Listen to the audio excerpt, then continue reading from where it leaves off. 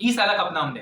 जिस तरीके से लास्ट ईयर में WPL में रॉयल चैलेंजर्स बेंगलुरु ने परफॉर्म किया था और जीता था वो सीजन, उसके बाद से आईपीएल के फैंस की उम्मीद थी, आरसीबी के फैंस की उम्मीद ये थी कि आरसीबी इस बार ट्रॉफी लिफ्ट करेगी। लेकिन वो एक मुकाबला जहां पर प्लेऑफ में पहुंचने से रोक दिया था सीएसके को, लेकिन उतना ही खराब प्रदर्शन किया था एलिमिनेटर में अगेंस्ट राजस्थान रॉयल्स। जबकि राजस्थान रॉयल्स की स्ट्रेंथ अगर आप कंपेयर करेंगे चेन्नई सुपर किंग्स से तो बहुत कम थी। अगर आप जॉस बटलर को और संजू सैमसन को वहां पर निकाल देते हैं, यशस्वी जायसवाल को निकाल देते हैं, तो वहां पर ना गेंदबाजी में भी और बल्लेबाजी में भी Chennai Super Kings is superior than Rajasthan Royals against RCB. लेकिन आरसीबी ने चेन्नई सुपर किंग्स को हराया, लेकिन हार गए राजस्थान रॉयल्स के अगेंस्ट। लेकिन इस बार क्या चेंज किया है? IPL auction has been phenomenal for RCB. क्यों? क्योंकि गेंदबाजी से ही उतनी स्ट्रेंथ प्रदान की है जितनी उन्होंने बल्लेबाजी से प्रदान की है। कैसे? यहाँ पर उन्होंने भुवनेश्वर कुमार को खरीदा है, जॉश हेजलवुड उनके साइड पे, और 14 के 14 मुकाबले जॉश हेजलवुड खेलते हैं।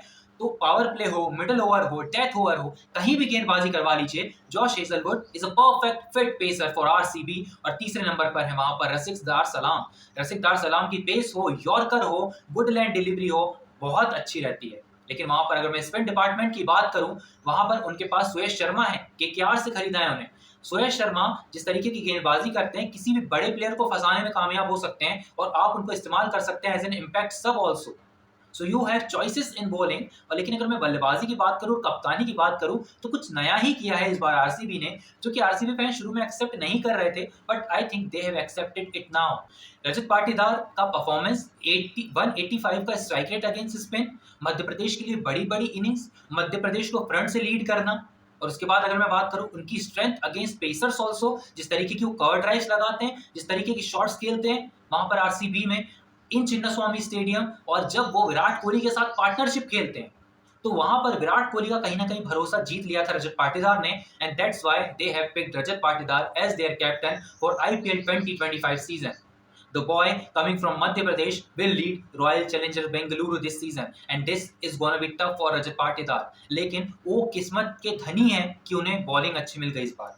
अगर बात करें स्ट्रॉन्गेस्ट प्लेइंग 11 की आरसीबी की, so here it is. Virat Kohli will open with Philip Short. Number 3 Rajat Patidar will play himself.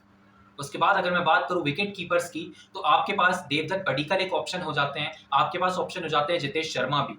लेकिन शुरुआती कुछ मुकाबलों में आप देवदत्त पडिक्कल के साथ जाना जरूर पसंद करेंगे।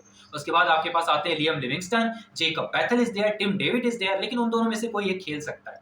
आपके पास स्पिन के तौर पर वहां पर कुणाल पांड्या है, और जिस तरीके का ऑलराउंड प्रदर्शन कुणाल पांड्या कर सकते हैं चिन्नास्वामी में, वो शायद कोई और नहीं कर सकता है। उन्हें मिडिल ओवर्स डालने का तरीका आता है। And if I talk about down to him, वहां पर आपको जॉश हेजलवुड, भुवनेश्वर कुमार और रसिक दार सलाम दिखाई देंगे। हाँ, थोड़ा सा पैच है यहाँ पर स्पिन में, सुयश शर्मा अगर परफॉर्म नहीं करते हैं तो, और अगर आप उन्हें इम्पैक्ट सबके तौर पर खिलाते हैं तो फिर आप शायद एक बल्लेबाज ऐड कर लेंगे, क्योंकि जेकब बैथल या टिम डेविड आपको ओवर निकाल कर दे सकते हैं।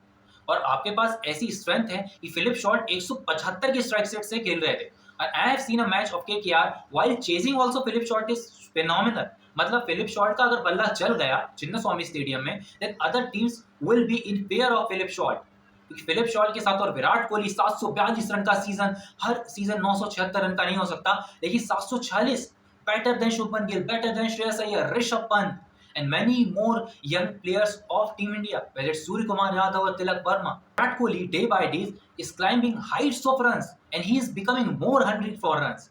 कल मैं इंटरव्यू देख रहा था and he said that not posting anything on social media doesn't mean that you don't love your fans. आप सिर्फ ब्रांडेड कंटेंट पोस्ट कर रहे हैं, लेकिन अगर मैं चैंपियंस ट्रॉफी की पोस्ट कर भी देता, चैंपियंस ट्रॉफी 2 ट्रॉफियां तो हो नहीं जाती ना हमारे पास। सो रन्स के लिए हंग्री होना, मैचेस जीतने के लिए हंग्री होना is way different from posting it on Instagram, on stories, on social media, showing off the people what I am doing. But Virat Kohli has been phenomenal in this Champions Trophy. ODI cricket में हो, चाहे वो T20 cricket में हो, चाहे वो retirement लेना हो T20 क्रिकेट में, चाहे वो आईपीएल में उनका लास्ट ईयर प्रदर्शन, Virat Kohli can take RCB home this season. और जब हम बात करते हैं कि इतना बड़ा दांव क्यों खेला है भुवनेश्वर कुमार पर, भुवनेश्वर कुमार ने ना आरसीबी में पहले खेला हुआ है और चिन्नास्वामी स्टेडियम का थोड़ा सा नॉलेज है उन्हें। अगर बात करें यहाँ पर हैदराबाद की, तो हाँ, थोड़े से रन्स कंज्यूम करते थे, और मुझे थोड़ा सा कंसर्न है that Bhuvneshwar Kumar can consume runs in this season. लेकिन भुवनेश्वर कुमार शुरुआती ओवर में विकेट भी ले सकते हैं, तो हम 3 ओवर अगर खत्म करवा दें उनके पावर प्ले में, और डेथ ओवर के लिए 1 ओवर उनका बचा के रखें, जॉश हेजलवुड के 2 ओवर बचा के रखें डेथ के लिए, तो I think this is a perfect balance side and I'll rate them 8 out of 10 for IPL 2025 and Rajat Patidar can lead them from front. लेकिन in the leadership of Rajat Patidar, Devdutt Padikkal या जितेश शर्मा में से किसी एक को ने ड्रॉप करना पड़ेगा और अगर दोनों खेलते हैं तो शायद यहाँ पर ओवरसीज प्लेयर एक कम करना पड़ेगा. So they will go with all 4 overseas players. मैं चाहता हूं कि लियम लिविंगस्टन अगर शुरुआती मुकाबलों में ना परफॉर्म करें so we can go with Jitesh Sharma. There is no doubt that Jitesh Sharma is a quality player and I think Rajat Patidar should look forward him. Thank you so much for watching. I'll meet you in the next video which will be on the Chennai Super Kings. Till then, stay tuned.